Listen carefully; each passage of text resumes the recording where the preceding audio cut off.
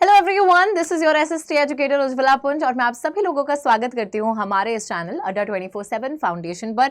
और आज की इस क्लास में हम पढ़ने वाले हैं पावर शेयरिंग का चैप्टर और जिस टॉपिक को पढ़ने वाले हैं उसका नाम है अकोमोडेशन इन बेल्जियम। तो बच्चों, ये जो टॉपिक है बात करता है बेल्जियम के ही बारे में। बेल्जियम की कहानी को कंटिन्यू करते हुए हम लोग देखेंगे कि अब वो जो कॉन्फ्लिक्ट जैसी सिचुएशन पैदा हो रही थी, उस सिचुएशन के साथ बेल्जियम के लीडर्स ने कैसे डील करा। होने को तो लड़ाई झगड़ों को और ज्यादा बढ़ाया जा सकता था, बहुत आगे तक लेकर जाया जा सकता था, लेकिन ऐसा नहीं होता है क्योंकि बेल्जियम के जो लीडर्स थे बच्चों, उन्होंने समझा कि कोई फायदा नहीं है इन सब चीजों में, लड़ाई झगड़े में। ठीक है, so they adopted an accommodation model. Accommodation का मतलब क्या होता है कि जब आप सभी को स्थान देते हो, सभी को एक देश में आप रख रहे हो खुशी से, है ना, सभी को एक तरीके से बराबर पावर दे रहे हो, सबको अकोमोडेट कर रहे हो, एक जगह पर रख रहे हो। अब किस तरीके से अकोमोडेशन मॉडल आता है उसकी भी बात करते हैं, लेकिन सबसे पहले एक बहुत ही इंटरेस्टिंग फैक्ट जो है उसका ध्यान रखिएगा। 1970 से लेकर 1993 तक हमारे बेल्जियम के कॉन्स्टिट्यूशन को 4 टाइम्स अमेंड करा जाता है। 4 बारी बेल्जियम के संविधान को बदला जाता है, उसमें बदलाव लाए जाते हैं ताकि एक अकोमोडेटिव मॉडल को लाया जा सके। ठीक है बच्चों, ये कौन करता है? बेल्जियम के लीडर्स करते हैं।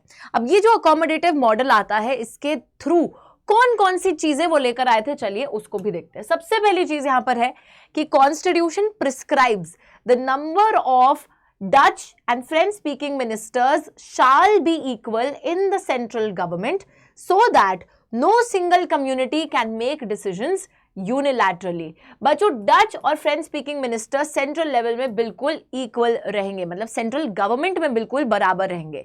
यानी कि अगर केंद्रीय सरकार में 20 मिनिस्टर डच स्पीकिंग है तो 20 ही मिनिस्टर्स फ्रेंच स्पीकिंग भी रहेंगे। ऐसा क्यों करा गया?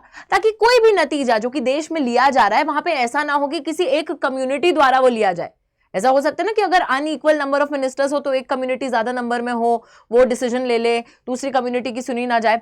तो इस चीज को अवॉइड करने के लिए, ताकि कोई भी सिंगल कम्युनिटी यूनिलैटरली का मतलब होता है अकेले से डिसीजन ना ले, हर डिसीजन में दोनों कम्युनिटीज की बराबर बराबर रजामंदी होनी चाहिए। That is why central level पर, यानी कि सेंट्रल गवर्नमेंट में दोनों ही कम्युनिटीज के नंबर ऑफ मिनिस्टर्स को बराबर रखने का नतीजा ये लोग लेकर आ गए। लड़ाई झगड़े को बढ़ाना नहीं है, अकोमोडेट करना है, सबको स्थान देना है।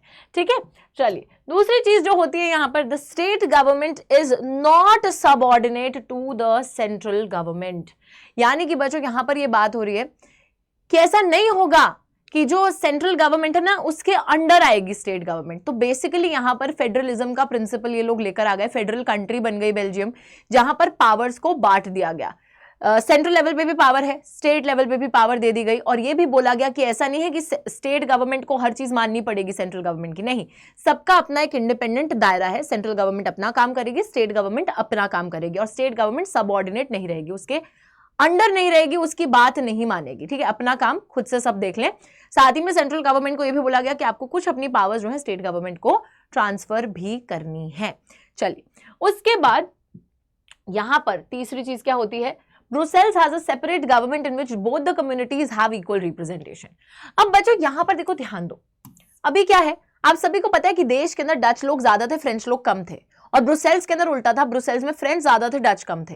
तो अगर सेंट्रल लेवल पर डच लोगों ने एक हाथ आगे बढ़ाया है और इक्वल रिप्रेजेंटेशन दी है, तो सिमिलरली उसी तरीके से ब्रुसेल्स में भी किया गया। ब्रुसेल्स में चाहे फ्रेंच ज्यादा है, डच कम है, फिर भी यहां की गवर्नमेंट में भी दोनों ही कम्युनिटीज को इक्वल रिप्रेजेंटेशन दी गई, बराबर का प्रतिनिधित्व दिया गया, जितने डच स्पीकर्स उतने ही फ्रेंच स्पीकर्स, ताकि लड़ाई झगड़े ना हो यहां पे भी।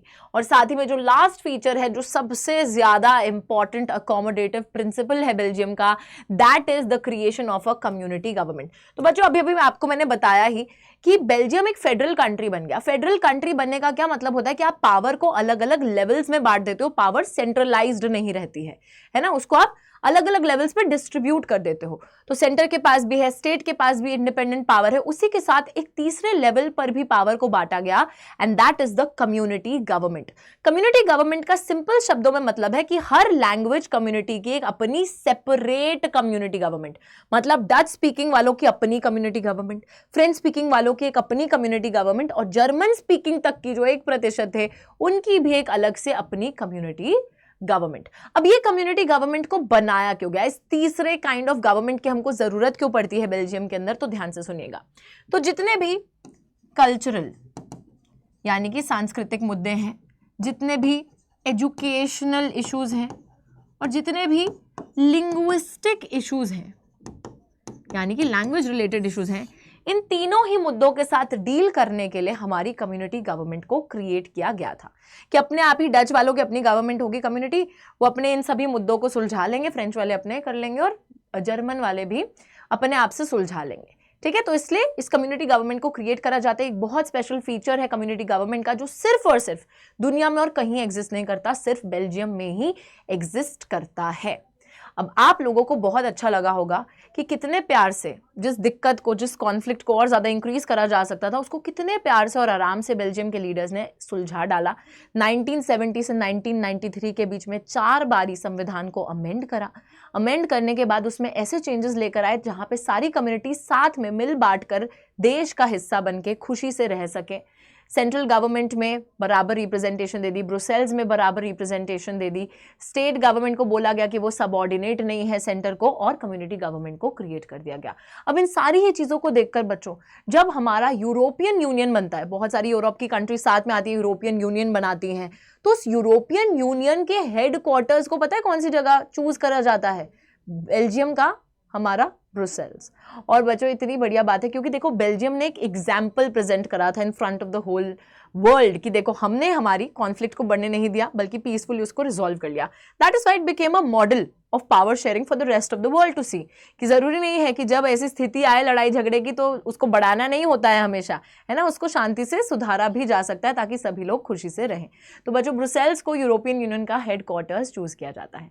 आई होप आपको ये बात बिल्कुल अच्छे से समझ में आई होगी कि बेल्जियम के अंदर किस तरीके से पावर को शेयर करके लड़ाई झगड़ों को सुलझा दिया जाता है। अब हम अपने अगले सेशन में मिलेंगे और वहां पर बात करेंगे हमारी दूसरी कंट्री यानी कि श्रीलंका के बारे में और वहां पर कैसी प्रॉब्लम सिचुएशन थी उसको देखेंगे। तो चलिए, I will see you in the next session. This is your educator signing off for today. Bye bye and take care.